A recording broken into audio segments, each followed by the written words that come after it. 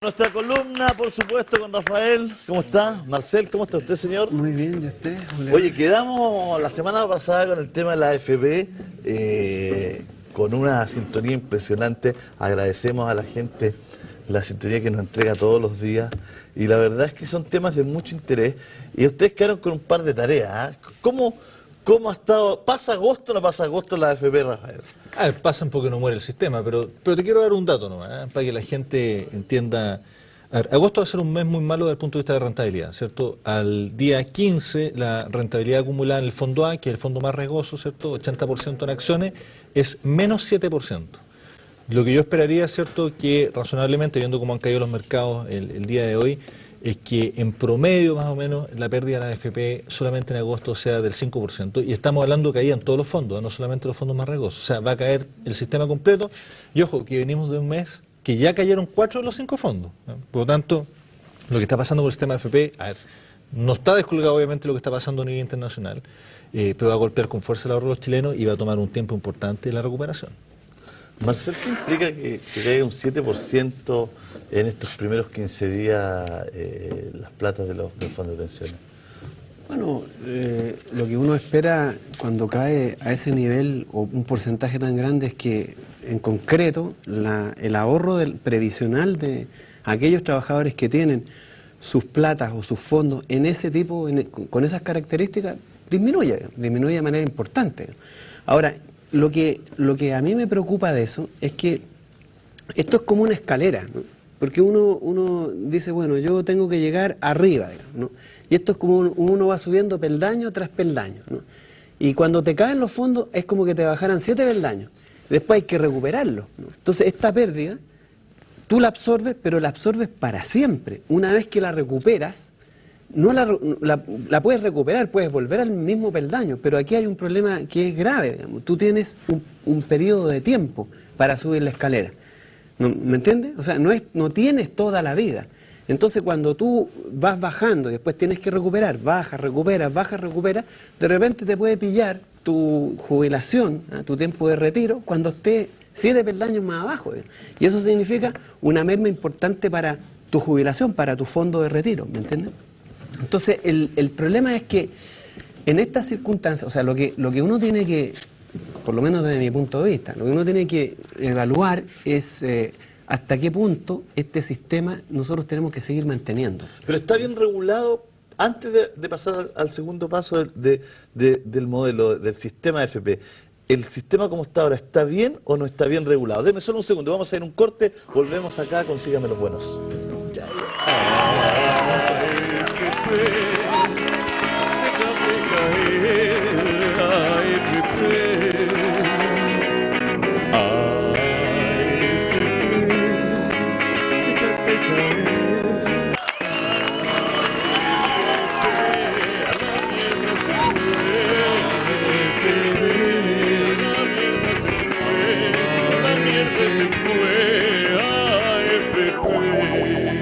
Estábamos hablando de la regulación antes de irnos al corte. Está bien regulado, porque cuando uno conversa con mucha gente que está a favor de la AFP y que la defiende mucho, dicen es que acá no hay problema porque los fondos A, B, que son de los más jóvenes, se puede perder plata, después se recupera, etcétera. Pero los fondos D y E, parece, y sobre todo L, que tienen ciertos años, creo que son 5 años antes de jubilar, esas platas no se tocan. Esas platas están ahí, están en fondos más seguros. ¿Cómo es realmente? ¿Cuál es la verdad de la milanesa? Uno puede hacer una diferencia, ¿es bien regulado o con harta regulación? Yo creo que tiene harta regulación. Prueba de eso, ¿cierto?, que esta semana AFP Cuprum es multada, ¿cierto?, por un exceso de compra más allá del límite permitido por ley en inversión en la Polar, ¿cierto? Por lo tanto, está multada de acuerdo a la regulación y en ese sentido al menos existen ciertas regulaciones. ¿Qué se gana con eso, digamos?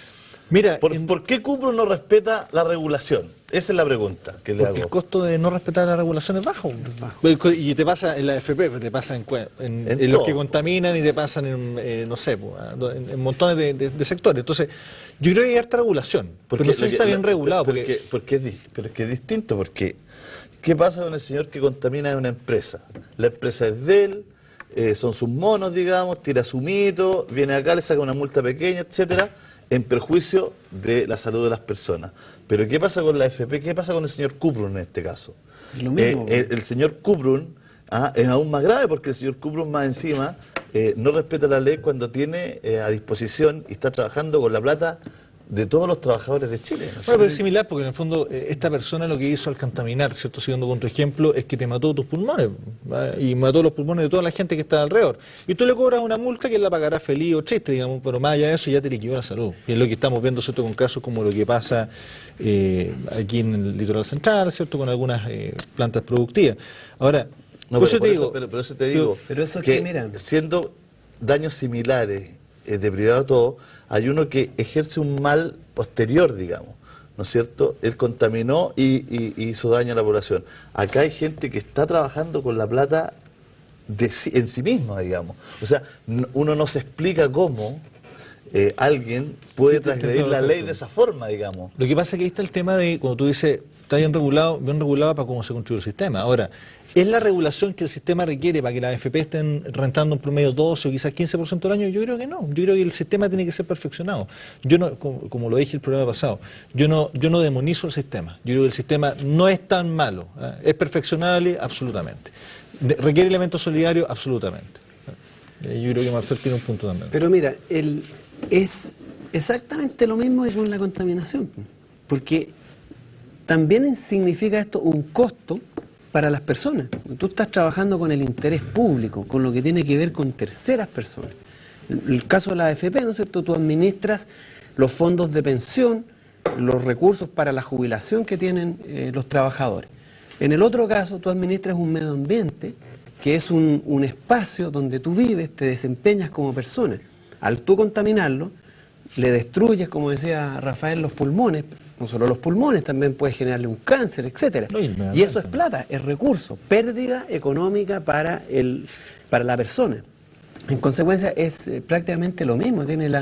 Lo que pasa es que acá hay una distinción que no es muy clara entre lo público y lo privado. Muchas veces cuando se dice lo privado es como secreto, como aquí hay que mantener cierta independencia o no tiene el interés público o el Estado o terceros reguladores a influir.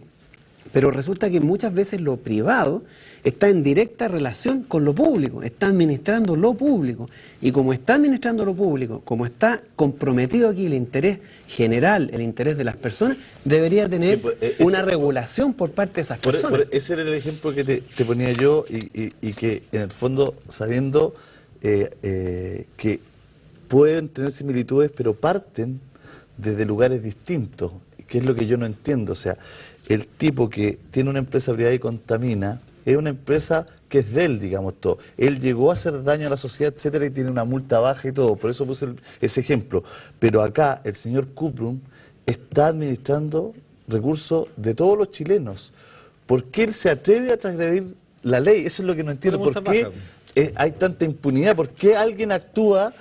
Porque yo creo que alguien que es privado, bueno, transgreda la ley por lo que quiera, por lucro, porque quiera ser más vivo, pero ¿por qué alguien que está, ¿no es cierto?, administrando los dineros de todos los que estamos acá, de todo? Sí, no, O sea, te entiendo la diferencia. o sea, Hay una ¿entiendes? sutileza ahí. Ahora, el punto que tú ¿por tendrías qué, que... ¿por qué un gallo X que administra algo de todos nosotros se pasa por el aro la ley como si nada? Como, así, y voy a comprar en la Polar, que era penca más encima, pero igual, voy a comprar y voy a pasar por alto. O sea, pasa algo, digamos, pasa algo que la AFP les da lo mismo, digamos. O sea, como digo, o sea, las multas son bajas, por un lado, y por otro lado, el costo para la empresa o el costo para Kuprun... A ver, porque al final, ¿quién paga el costo si la inversión es mala? La paga el ahorrante, y por eso volvemos al tema. O sea, los fondos no rentan. ¿Sabes a dónde te quiero llegar? Yo creo que llega un momento... Y que lo que pasa es que donde, estoy tratando de implicar algo. Y eso es, ¿por qué? Porque no tiene ni un raciocinio que se pase la ley, si lo van a multar, si no hay un beneficio y ese beneficio no está en el fondo de pensión. Entonces, ¿dónde está ese beneficio? Eso es lo raro. Eso es lo que no se entiende. Ahora, yo no podría explicarlo porque está implicando algo que... En el fondo, o sea, lo que yo me pregunto y creo que se preguntan todos los chilenos en el fondo, llega un momento donde ellos creen que las lucas les pertenecen, digamos. Y ese es un tema de fondo, digamos. O sea, como tú dices, llega un momento donde los que administran el dinero no hacen la reflexión de que el dinero de todos los chilenos, en el fondo, es un negocio más nomás. Es para ganar platas para ellos, digamos. Lo que pasa es que también el sistema jurídico los ampara, ¿no? Porque o sea, digamos, esto no tiene pena de cárcel, no tiene penas aflictivas que se llaman, ¿no? En consecuencia, como no tienen penas aflictivas, y ellos hacen una cosa muy elemental, que es un análisis costo-beneficio. ¿Cuál es el costo de infringir la ley, de no respetar lo que me exige, o incluso de no respetar una cuestión ética, ¿no? Porque esto no solamente debería tener algo que ver con la ley, ¿no? Sino que también con algo que dice relación con el comportamiento más fundamental de un ser humano, que es lo ético. O sea, tú estás jugando acá con el futuro de personas que van a ser viejos, que van a tener como único resguardo para comer, para tener salud, para tener protección frente a las vicisitudes de la vida, esta pensión. Y tú, a pesar de eso, generas un escenario o comportamientos que son contrarios a esos intereses y son favorables a los tuyos, a generar ganancias, a generar acumulación de capital, incluso de poder, y eso obviamente está amparado por la ley, no tiene costos, no tiene penas ni de cárcel, ni tampoco penas económicas significativas. No, y la ley les permite hacer eso, porque además la ley se los permite. O sea, si tú piensas, por ejemplo... Pero ustedes dos como economistas están de acuerdo con endurecer las leyes para estos delitos de cuello y corbata que se llaman. Es que ¿sabes lo que pasa? Mira, durante la semana, ¿cierto? Vimos esta lamentable noticia, ¿cierto? Que no eran 400 y tantos mil, sino que era 1 millón de defraudados por la Polar. O sea, 1 millón de personas que son... Subieron un 50%. Un 50% así, para mirar un poco los datos. O sea, así como si nada. Como tienen 3 millones de clientes, no sé dónde podría llegar. Paréntesis, llama la atención llama la atención que uno ya no se escandaliza por nada. Porque, y si de mañana te dicen 2, decís, lo esperaba. Es como no son 470.000, son 990.000 y nadie dice, no, todo se lee la noticia como que está nevando, está lloviendo.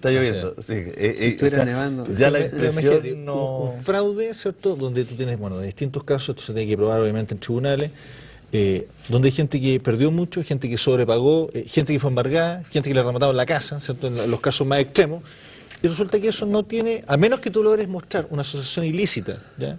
Tú lo único que tienes es una acción civil, no tienes acción penal si no logras mostrar otro. Entonces al final, un grupo ejecutivo, ya, pongamos que se ponen de acuerdo o no tengo idea de acción u omisión, eso lo determina la justicia, no yo. Oye, defraudan a 1 millón de personas y lo peor que los puede pasar es 100 millones de pesos de multa cada uno. No me parece. Yo creo que obviamente hay que endurecer las penas. En Estados Unidos, estafa piramidal, Madoff condenado a 78 años de prisión. Eso es una pena ejemplar, porque ¿quién va a querer hacer una estafa de ese tipo? Bueno, el que quiera puede ser un componente suicida, digamos, pero por el fondo muy desasida la pena. Entonces, si tú dijeras, oye, ¿sabes qué? Quien malverse fondos de todos los chilenos en la administración de AFP o haga inversiones irresponsables sabiendo, por ejemplo, el caso de la Polar, yo no sé si sabían, efectivamente, pero si hubiesen sabido, y tú lo puedes demostrar, oye, pena de cárcel.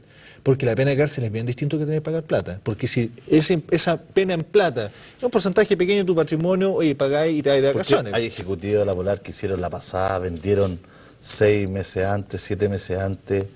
En el periodo como en septiembre. En el periodo que administraron deben haber ganado también mucho dinero operando con sus propios recursos de terceras personas en la bolsa, digamos, con información privilegiada. No, y vendieron antes, está demostrado que vendieron antes, más los bonos que se pagaban. Entonces, y eso no tiene pena, o sea, no tiene pena importante, más que no sea un proceso civil, ¿cierto?, donde se va a reparar dentro de lo posible, por lo demás, ¿cierto?, las víctimas, y esto no tiene ningún componente penal. A mí no me parece que sea así. Ahora, también, es cierto que aquí hay un problema de irregularidades que se cometen en el marco de lo jurídico que de alguna manera lo ampara y que no tiene penas muy complejas, ¿no? Pero también dice relación con el propio sistema, ¿no? El sistema que no es el más eficaz para asegurar el futuro de personas que tienen que vivir con estas pensiones. Y ahí yo creo que no solamente la cuestión es regulemos más, pongamos penas más aflictivas, sino que intervengamos el sistema, porque cuando tú tienes fondos que el único objetivo de inversión son las acciones, son los bonos, son todos estos instrumentos que no generan riqueza, que son especulativos muchas veces, tú no puedes tener el futuro de personas que van a vivir de esto y que son una cantidad enorme sometidos a a las vicisitudes del mercado financiero especulativo, que ya sabemos cómo funciona, que es un verdadero carrusel. Sí, pero yo te agregaría algo, Marcel. Yo lo siguiente, mira, existe un modelo financiero muy sencillo que todos los alumnos de ingeniería comercial, ciencia industrial, etcétera, conocen, que se llama KPM.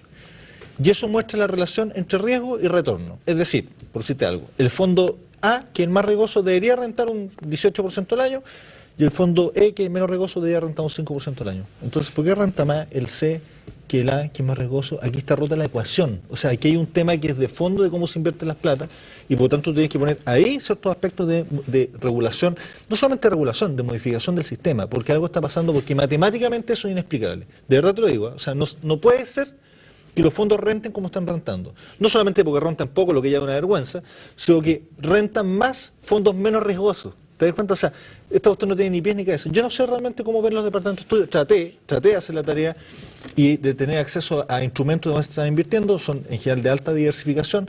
Es decir, invierte en tu fondo en 100 o 200 instrumentos, da lo mismo. Por lo tanto, es muy difícil rastrear las carteras y dónde están puestas y en qué monedas están denominadas, que también influye. Pero obviamente aquí hay un tema grave, porque no hay ningún tipo de relación entre el riesgo que tú tomas de estar en el fondo A, en el caso mío, estoy jugado 100% en fondo A y ahí me voy a mantener, porque no quiero hacer más pérdidas, o por lo menos quiero recuperar la escalera relativamente rápido, como decía Marcel. Pero claramente este sistema, el fondo más rentable es el C, que no es el más riesgoso. Tienes como mitad y mitad con acciones. Entonces, ¿cómo lo más riesgoso renta menos? Eso no tiene ningún sustento financiero en ninguna parte. Entonces, ahí es donde se levantan ciertas susceptibilidades y entendí en ese sentido lo que tú estabas comentando. Ahora, yo creo que eso tiene también mucho que ver cómo ha fluctuado el mercado accionario a nivel internacional en los últimos tiempos. O sea, toda la economía mundial está súper tensionada después de la crisis subprime. 2008. Entonces, yo creo que hay muchos instrumentos de los cuales ni siquiera se conocen su composición, están invertidos ahí y deben tener pérdidas más o menos importantes. Tóxico. Entonces, la toxicidad del sistema es más o menos fuerte. ¿no? Tienes toda Europa con déficit importante del sector público. Estados Unidos lo mismo. O sea, la economía mundial está realmente en una situación complicadísima. Y eso hace, obviamente, tener muy contaminados todos los activos financieros, todo el mundo especulativo, accionario de distintos instrumentos financieros, están contaminados por variables que ni siquiera conocemos, ni siquiera los mismos operadores las conocen. Entonces, obviamente, las decisiones que se tomen son altamente riesgosas y altamente improbable que pueda operar una ecuación como la que tú dices de manera normal, digamos, porque no estamos en tiempos normales, no estamos en tiempos normales. Entonces, las tasas de rentabilidad son muy volátiles, digamos. Entonces, es muy difícil que tú puedas asegurar ese tipo de decisiones. O sea, a mí lo que me preocupa de eso, porque, o sea, es preocupante. Por eso a mí me parece que no solamente el tema de las inversiones que tenga que hacerse con los fondos de pensión vaya exclusivamente a instrumentos financieros. Yo creo que hay que abrir la posibilidad cierta y real de que vaya a la economía productiva, a la economía que genera rentabilidad, no solamente rentabilidad de inversión, sino que trabajo, producción. Y yo creo que eso es perfectamente posible hacerlo. Bueno, se hacía antes, ¿no? A través de esta semana hemos discutido con mucha gente que ha propuesto incluso la idea de que por qué no se permite que estos fondos presten plata para hacer casas, digamos, para construir casas. O que también puede ser un porcentaje sobre la producción de cobre. O invertir en cobre, digamos, o en distintos sectores productivos que, aparte que son mucho más rentables, rentabilidad de más largo plazo, genera también empleo, genera desarrollo económico, genera crecimiento económico. Entonces, la pregunta no solamente va hacia ¿por qué ocurre esto? Si tenemos que tener más regulación o también tenemos que cambiar la forma en cómo esto se hace. De cómo se invierte. Pero la composición de la cartera. Yo el fin de semana estuve en Concepción, entonces yo soy de allá igual que tú.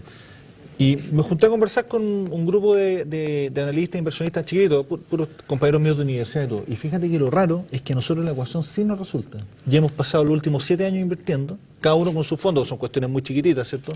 Y a nosotros pero tú no inviertes en bonos subprime. ¿Cuánto renta el fondo Garay, para ponerle unas lucas?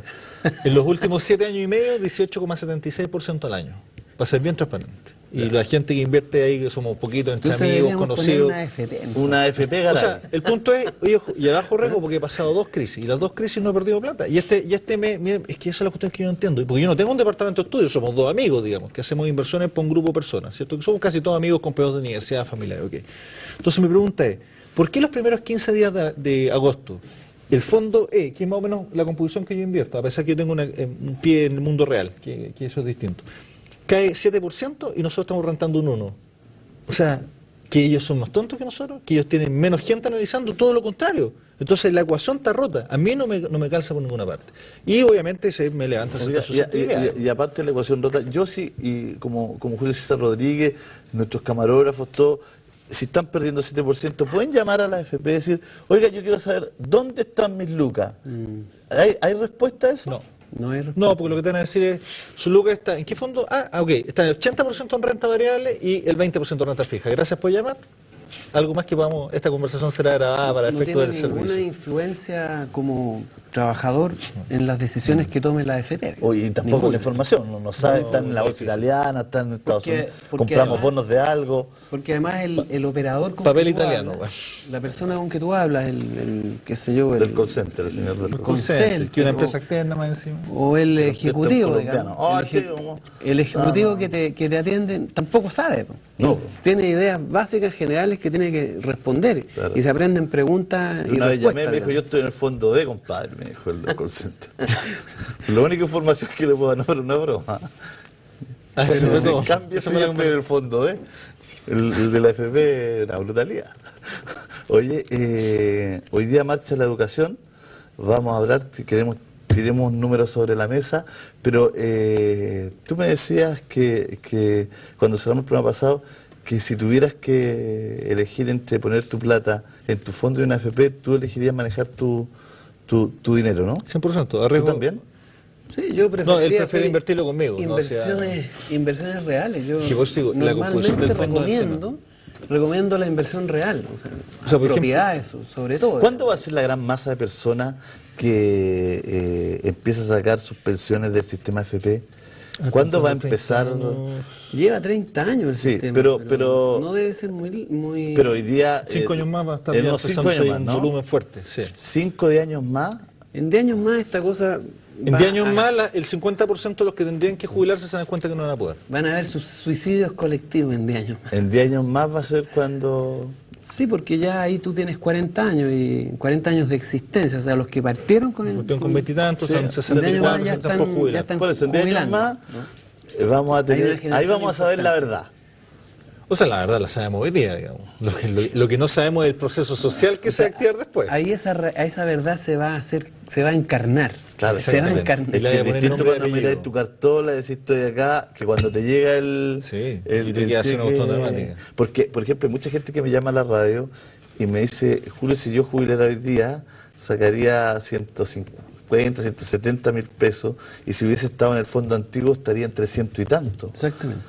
Entonces es demasiado, mucho es demasiada la diferencia. O sea, pues digo que hay algo raro ahí. Lo que pasa es que ahí también influye, que es importante tener presente, también lo discutimos la vez pasada, el monto del fondo.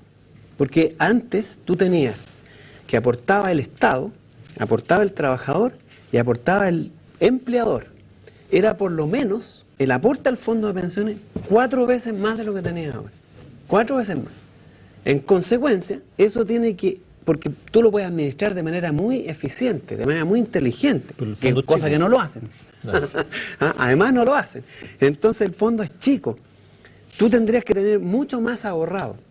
Ese es el primer problema del sistema de AFP, que tiene un fondo, la bolsa que tú vas llenando, es cada vez es menor en relación a la que tú tenías antes. Por eso yo siempre hablo de componentes solidarios para el sistema. O sea, que efectivamente, yo no digo que el Estado necesariamente se tenga que hacer cargo del 100% de las pensiones, creo que no sé si va a dar perdón, pero un al componente final, solidario igual desde que en el la comienzo. educación, igual que cuando quiebran los bancos, al final el que se hace cargo, igual es el una Estado. cosa distinta. Una cosa es que cuando esto quiebre o pase algo, el Estado va a pagar la cuenta completa, como yo lo dije hace 2 Pero hoy programas día, con la ¿cuánto pone el educación. Estado en las pensiones hoy día? Pone harto, po. Pone harto, porque un tercio de todo el gasto público se va a pagar pensiones. Un tercio. Sí. Un tercio. Y pasa que los componentes solidarios dentro del sistema tú tienes que incorporarlos al comienzo.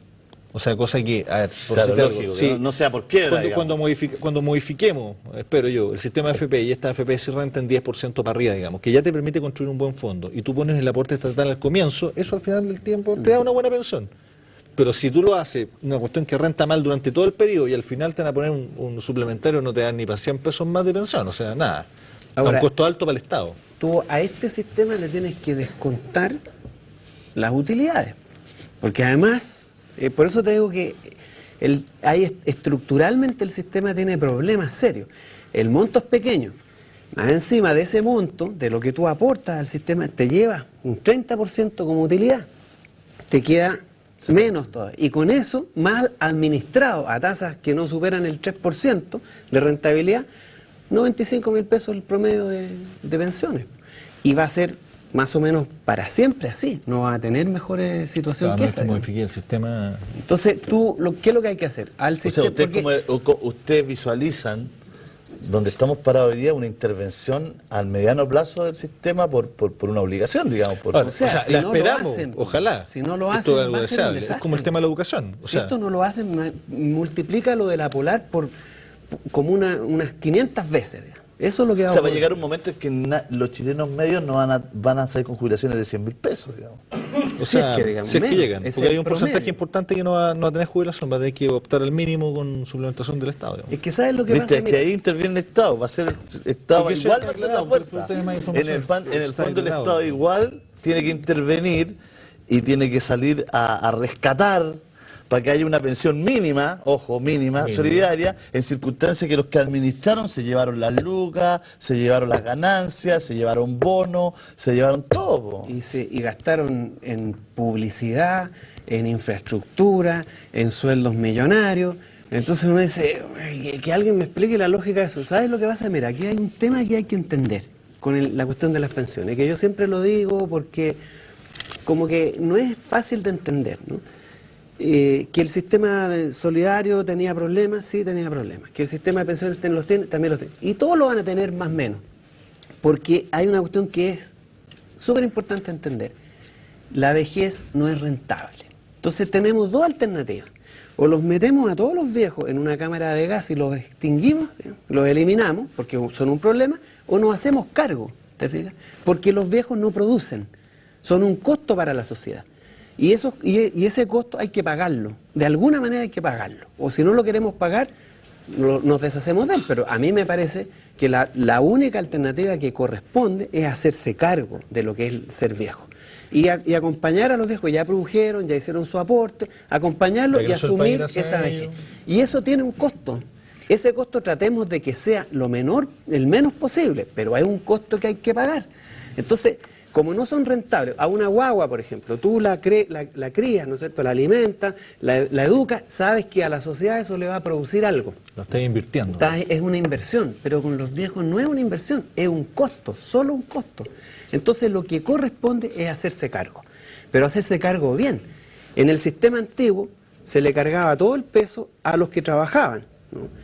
No había ninguna administración, por decirlo así, racional, inteligente de los fondos, ¿no?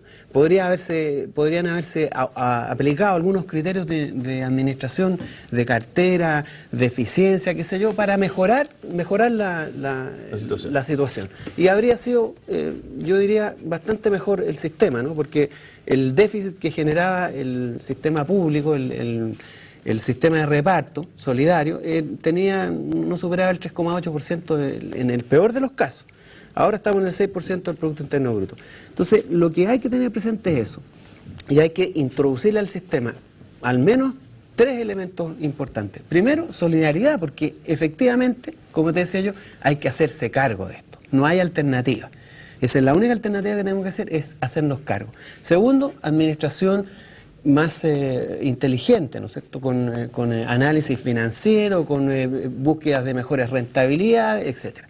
Hay que aumentar el fondo, hay que aumentar el aporte que se hace al fondo. De todas maneras tenéis que por lo menos duplicarlo para mejorar la situación.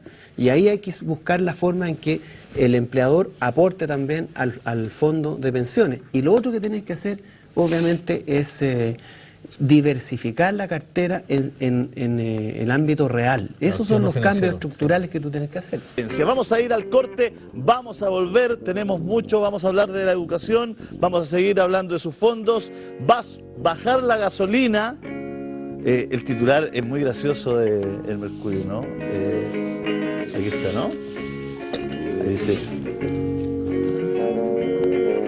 bencinas baja 9.27 pesos y pierden un tercio de lo que han subido en el 2011. Esto se llama un titular rebuscado, ¿no? En vez de decir que sigue siendo 2/3 más cara de lo que partió, es decir, hay un ingenio del editor para titular como que impresionante. Ya vamos a seguir, la gente no cuida muy buena onda. Ya, vamos al corte y volvemos.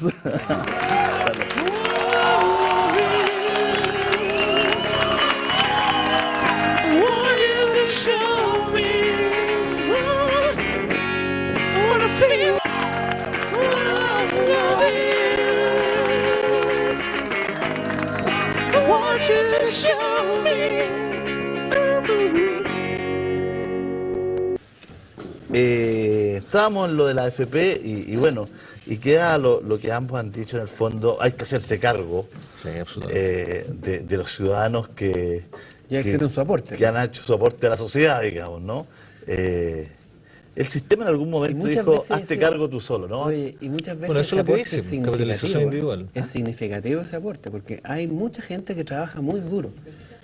Y si tú ves, por ejemplo, muchas familias que son con una sola, o la madre o el padre, fundamentalmente la madre, y que trabajan y se hacen cargo de su hijo y de educarlo. Entonces el trabajo que hacen y el esfuerzo personal durante toda su vida laboral es enorme, es gigantesco. Y en consecuencia, ¿qué haces tú con esa persona cuando llega vieja? ¿Te deshaces de ella? ¿Te desapareces? ¿La metes en un lugar de ancianos al mínimo costo? O sea, a mí me parece que la sociedad tiene que tener claro esto y tiene que saber que hay que hacerse cargo, tomar responsabilidad sobre esas personas. Y esos son los sistemas de pensión. Entonces, además, lo que ocurre con este otro sistema, el sistema privado, ¿no?, es que, como tú decías, se dijo, bueno, hágase cargo usted misma de su propia pensión, pero ni siquiera le dieron las condiciones apropiadas para ello, digamos. Le cobran una utilidad, le administran mal el fondo, no tienen ningún derecho a opinar sobre qué se hace con esa plata. Ninguna injerencia, nada, claro. Francamente, ¿Pero en qué momento el país hágase usted cargo de su jubilación, hágase usted cargo de su salud y hágase usted cargo también de la educación? ¿En qué momento? Eso empieza en los años 80. Es ochentero, ¿no? Con Reagan en Estados Unidos, ¿no? Sí. Con Reagan se profundiza el modelo, ¿no? Sí, además de la desregulación. De regulación y profundización de poner o estrictamente en el individuo la responsabilidad sobre básicamente las prestaciones que requiere. Jubilación al terminal, pero si Reagan debió haber seguido actuando, ¿ah? Ese fue un error de los gringos, ¿no? Es que también la Thatcher estaba ahí. Y sí, todo, bueno, claro, claro. Ahí hay una gran inflexión a nivel mundial. Lógico. En términos de políticas económicas, de regulación de los mercados. El mundo cambia. Y hoy día estamos viendo las consecuencias, porque lamentablemente ese tipo de cambios no tienen consecuencias, sino que muchas décadas posteriormente. Y el proceso de reversión y reconversión es muy lento, es muy dificultoso y además muy costoso también. Ya tiene los costos, tienes que hacerte cargo de los costos que estos sistemas envuelven, digamos. Porque ¿qué haces con todo el aparato productivo real de la economía mundial y nacional que se destruyó en 20, 25 años? Que no se invirtió, que no se crearon las lecherías, las zapaterías, las industrias que tenías que haber creado, y que toda esa plata se fue al mercado financiero, al mundo de la administración especulativa de la riqueza. ¿Qué se hace? Hay una pérdida enorme, y eso significa desempleo, depresión. Es una factora que lleva al aumento del precio del alimento. En el fondo, uno sentía antes de que Sebastián Piñera fuera presidente que era como el gran desprecio que le tenían los empresarios, digamos, de la fronda chilena, digamos, ¿no? Que ellos sentían que habían hecho su riqueza a través de la industria real, digamos, ¿no? Y que, ¿no es cierto?, nacía, emergía esta figura de Piñera que había hecho su riqueza desde el mundo especulativo, digamos, desde el mundo financiero, que era como esa desconfianza que siempre, que los analistas políticos, ¿no es cierto?, trataban tan bien, digamos, ¿no?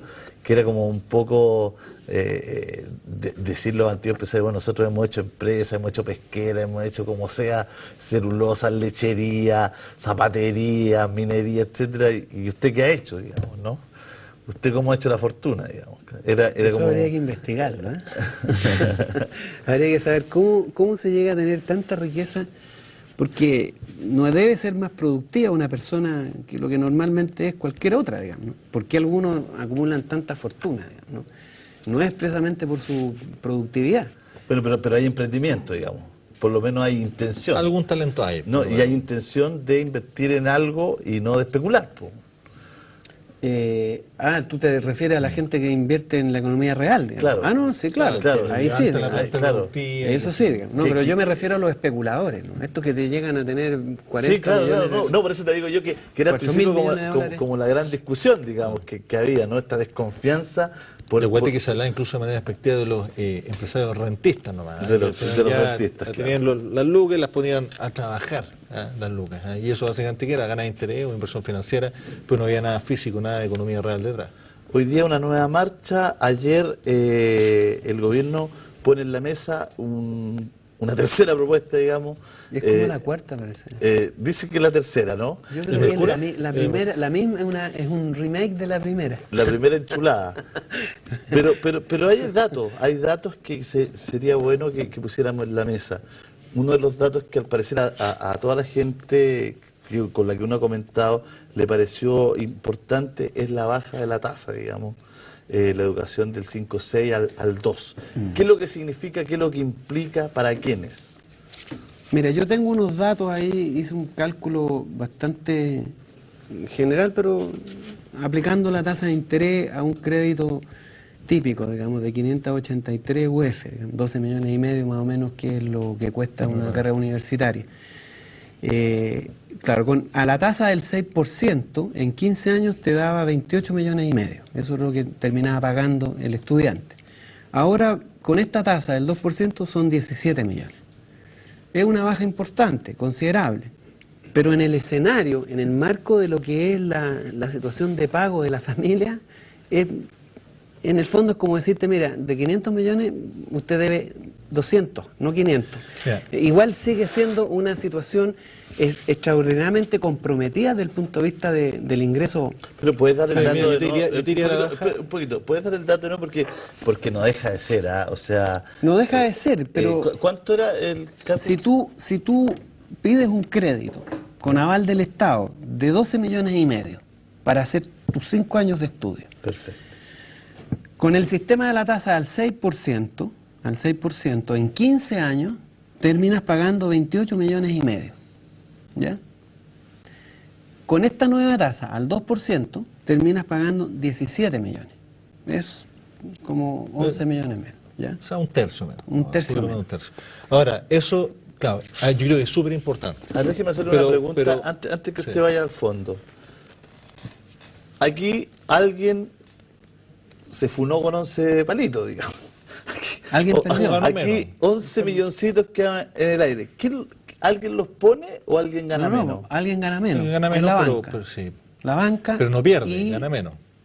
La banca es la que gana menos. O sea, usted me quiere decir que si los jóvenes no salen a la calle, digamos, a protestar y todo, ¿seguirían ganando todo eso? ¿Tú sabes cuánto ha ganado la banca en el... Eso es de regulación. Eso de Pero autorregulación. tú sabes cuánto ha ganado... Autorregulación. ¿Sabes cuánto ha ganado la banca con el sistema de crédito con aval del Estado? 500 millones de dólares. En el tiempo que ha operado, 5 años, 500 millones de dólares. Una ganancia extraordinaria, con el trabajo de la gente, con el esfuerzo de las familias. Bueno, respecto a esto yo digo algo, ¿eh? O sea, es un avance importante para lo que teníamos, ¿cierto? Un tercio, Sí, un poquito más o de sea, un tercio. Pero disminución eso bajo del el siguiente costo, supuesto, y es que efectivamente el arancel son las 580 UF. Exactamente. Y ahí es donde yo discrepo.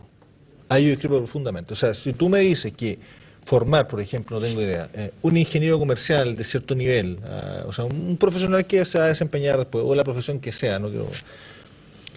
y que eso cuesta efectivamente 4 millones al año, yo te digo no, eso no cuesta, cuesta bastante menos.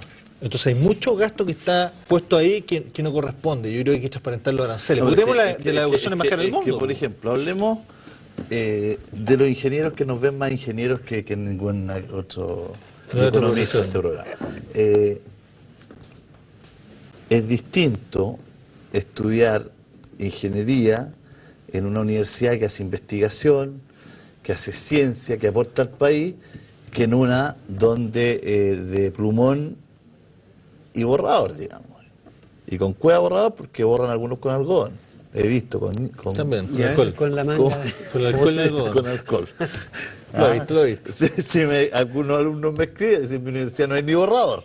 Con Guaype estaban borrando o sea, también hay que hacer una distinción entre universidades que... Investigativa y universidad docente. Sí, claro. Y está bien, y esa distinción se puede hacer, ojo, en privada y en pública, no solamente... Pero es que esa distinción no está en los aranceles, por... Para nada. Es que por eso digo que uno debería transparentar de manera distinta. O si tú entiendes, como entiendo yo, que la investigación universitaria es un bien superior y hay otra forma de financiarla, no tienes por qué cargarla... A ver, o sea, que si tú quieres estudiar, no sé, ingeniería comercial, yo te voy a cargar la investigación en ciencias básicas del área de, no sé, de medicina. No, no tienes por qué. ¿Te das cuenta? Entonces, separa, porque a mí me cuesta mucho mirar ahora, y lo digo específicamente en el sistema público, aquí me voy a meter yo en el sistema público. Cuando yo miro algunas universidades investigativas que son de gran prestigio, etcétera, pero que no ranquean dentro de las 500 primeras del mundo, pero bueno, son de gran prestigio a nivel nacional, ¿cierto? Tú encuentras con el punto de que hay, por ejemplo, rentas, ¿cierto?, de profesores universitarios, jefe de departamento, todo lo que queda, de 18 millones de pesos. Entonces mi pregunta es, bueno, ¿cuál es la productividad de ese investigador? Porque en Estados Unidos hay un modelo muy distinto, donde el tipo gana como $2.000 nomás, o sea, como $1.000.000, un poquito menos. Y el resto es productividad, es paper efectivamente publicado en publicaciones ICI, publicaciones Cielo, o sea, publicaciones indexadas a nivel mundial que van a comités editoriales, etc. Pero acá resulta que pagamos así por default, pues, 18 millones y ahí vemos si investiga o no investiga. Entonces, me da la ¿Es sensación verdad que el un sistema profesor de la completo... Universidad de Chile puede ganar 18 millones de pesos? Sí, pues absolutamente. Bueno, con las depende de las asignaciones, ¿no? investigaciones que haga y de... Oye, y es cosa de asignaciones, y si tiene un decanato, y aparte dirige un programa, por ejemplo, yo estoy hablando de negocio, y dirige un programa de MBA, y hace clases en un programa de fines de semana, no sé qué. Oye, anda dando la renta. Pero la renta más nacional. te dan paredes. Oye, pero atención, que son situaciones absolutamente esporádicas y completamente excepcionales. La gran mayoría... Es como un todo. Claro, Nuevamente la en la gran pirámide. mayoría Pero a mí de me los gustaría... profesores no gana eso. Es que es No. importante decirlo, Sí. porque uno puede decir, bueno, le están pagando todos estos profesores. No es así. No todo, pero hay lo situaciones que súper pasa anómalas. es De que hecho, la ya Universidad lo de Chile tomó habíamos- la posición de no transparentar las Sí. remuneraciones. Por algo será, ¿no? Precisamente habíamos hablado de eso porque el tema no es lo que ganan, sino que En lo que en por producen. qué ganan eso con respecto a la producción que tienen dentro de... Exactamente. Es el tema de fondo, digamos, ¿no? Te puedo hacer una porque es importante Datos. tener presente estos datos, claro, que efectivamente son una disminución importante del costo. Ahora uno se pregunta, ¿por qué se permiten bajar esto, digamos, y no lo hicieron antes, ¿no? Y esa es una... son Eso es preguntas indignante, ¿no? Claro, o sea, es posible, ¿no? Es posible hacerlo. ¿Y por qué no lo hicieron antes? ¿Por qué tienen que tener 3 meses parados la universidad, los Oye, colegios? esto será retroactivo, ¿no? Digo yo, porque ¿con Parece cuánto que- estudiamos con crédito para atrás? Pero mira, yo tengo acá los datos de la CACEN, ¿no? Y datos de ingreso, ¿no? Para que más o menos la gente se entere de cómo viven los chilenos, ¿no? Para que veamos, digamos, que son 17 millones de pesos en el marco de esto, de la vida social de los chilenos. Más o menos 1.700.000 personas en Chile vive, según los datos del gobierno, la CACEN, con 114.000 pesos mensuales como ingreso familiar. Familiar. O sea, el ingreso de la familia, incluidos los subsidios del Estado, qué sé yo, una familia donde hay 1.700.000 personas vive con 114.000 pesos mensuales. La otra familia, otros 1.700.000 más, 230.000 pesos. Después vienen 300.000 pesos. Tú tienes prácticamente 90% de los chilenos digamos, vive con ingresos inferiores al 1.150.000 pesos mensuales como ingreso familiar. O sea, ese es el máximo. Y de ahí para abajo. Entonces, si tú sumas, por ejemplo, lo que es un hogar de clase media, un arriendo de 300, para una familia de 4 personas, 350.000 pesos. Comida, 450.000 pesos. Estos son datos bastante acertados. Tú sabes que más o menos, clase media estamos hablando. Sí, para 4 personas. Servicios de luz, agua, teléfono, 150.000 pesos. Salud, 150.000 pesos. Te llega al 1.100.000 y te quedan 50.000 pesos para educación, transporte, recreación, vestuario, etcétera, etcétera, etcétera. O sea, 90% de los chilenos vive en estas condiciones. Entonces, cuando yo digo, claro, bajamos de 28 millones a 17 millones, estamos hablando que es un cambio significativo en cuanto al costo, pero en términos de lo que significa para una familia, para el 90% de la familia hacerse cargo de esto, es francamente imposible. Sigue siendo un escenario muy complejo para la familia chilena y para los estudiantes, ¿me entiendes? Ese es el tema. Lo más preocupante de las medidas que anuncia el ministro Bulnes ayer es que es en el fondo lo mismo, digamos, con mejoras. Lo mismo, aquí lo que se está pidiendo es que se termine con el lucro, y aquí no se termina con el lucro. Sigue siendo el lucro una parte importante de la educación básica, media y también universitaria. Entonces, el problema de fondo acá es que los cambios que se han anunciado van exactamente, digamos, es disminuir el costo, no es es una mejora, pero no es el cambio que se está pidiendo. ¿Cuál es el cambio que tú sientes que se está pidiendo, Rafael? Yo siento que hay que incorporar, primero, el tema del lucro. Yo creo que es un tema en el cual hay que tomar una definición. Yo expliqué largamente en este programa por qué creo que en el sistema universitario no se debería lucrar, ¿ya? Y que tiene que ver, primero, con componentes de calidad, que se firme este acuerdo por la calidad, etcétera. Para mí, hasta ahora, al ver cómo funciona la institucionalidad, no me da ni una garantía. Lo puedo decir con 11 años trabajando en nuestro sistema, ya habiendo pasado 3 procesos de acreditación. Segundo, transparencia de la información. Hoy día digo que los aranceles no tienen ninguna relación con la realidad. Por algo tenemos una de las educaciones superiores más caras del mundo, ¿cierto? O la más cara, depende cómo uno ajuste por factor de ingreso, lo que sea. Pasa que si tú pones el costo del endeudamiento, es la más cara del claro, mundo. con el costo de endeudamiento sí. Entonces, transparentemos, o sea, los aranceles que estamos o que se cobran, ¿cierto? Obviamente que te dejan un espacio para poder lucrar con todos los mecanismos que yo ya expliqué. Entonces, ese tipo de cuestiones al final a la gente le termina reventando. Ya dijimos, oye, si el 40% va a desertar y en gran parte ese 40% se va a ir por razones económicas, bueno, entonces matemos el problema antes, pues. No le pongamos aranceles desproporcionados con una deuda gigante y que el tipo tenga que abandonar al final del día porque no puede pagar la universidad, porque al final le estás impidiendo estudiar solamente por razones económicas. Entonces, ese es el tipo de cosas que podríamos modificar. Escuchaba el otro día a un profesor americano, escuchaba una conferencia, me la mandaron por YouTube, que decía algo que era muy simpático, que era como una metáfora, muy entretenido, pero decía, hay que hacer que la educación no sea rentable para las instituciones. El secreto está en que sea un pésimo negocio, que tenga que tener tanta calidad, tanta investigación, que tenga que tener tan buenos sueldos para que los profesores investiguen, todo, que tiene que ser un pésimo negocio, que tiene que, cada vez que quiera invertir en educación, no lo haga porque va a perder dinero.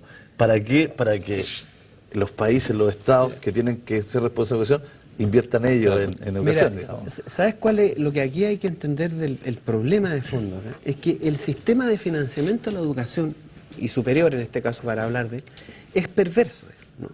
Porque genera, al tú abrir la posibilidad a que los estudiantes se endeuden con aval del Estado, entonces aquí da lo mismo, digamos. Da lo mismo si el estudiante puede pagar o no. Es un gran negocio para la banca, y lo ha sido, ¿no? 500 millones de dólares han ganado los bancos con este negocio, con cargo del Estado, o sea, cargo de la familia. Entonces, el problema es que todo se sustenta sobre el endeudamiento. Y como ha crecido de manera importante el soporte del Estado a los estudiantes sobre la base del crédito, del endeudamiento, entonces todo el sistema universitario se financia. El pago de los profesores, el pago de la luz, del agua, más del 60% endeudamiento de los estudiantes. Entonces es perverso esto, porque además genera incentivos para continuar. Porque hay muchas empresas, como saben, que los créditos se van a dar y todo el mundo que quiera un crédito lo va a tener, independientemente si pueda pagarlo o no pagarlo, total el Estado se hace cargo.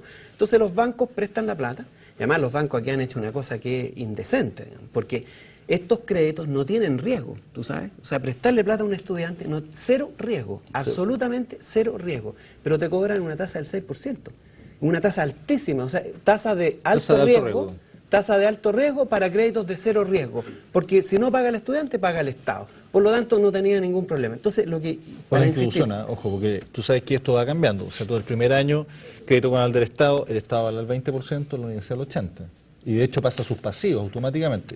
Después, en segundo año, 30% del Estado, 70% de la institución. Después así, hasta el final, hasta el último año, que es 60% del Estado, 40% de la institución. Pero es que igual van a tener que pagar. O sea, en un porcentaje menor la institución hacia el final y un porcentaje mayor del Estado. Pero está garantizado efectivamente un crédito sin riesgo por lo que dice Marcel. Entonces, el Estado tiene que pagar y tiene que soportar ese crédito. Lo perverso es cómo está sustentado el financiamiento de la universidad. Entonces, es ficticio. Esto es como una burbuja financiera, donde da lo mismo.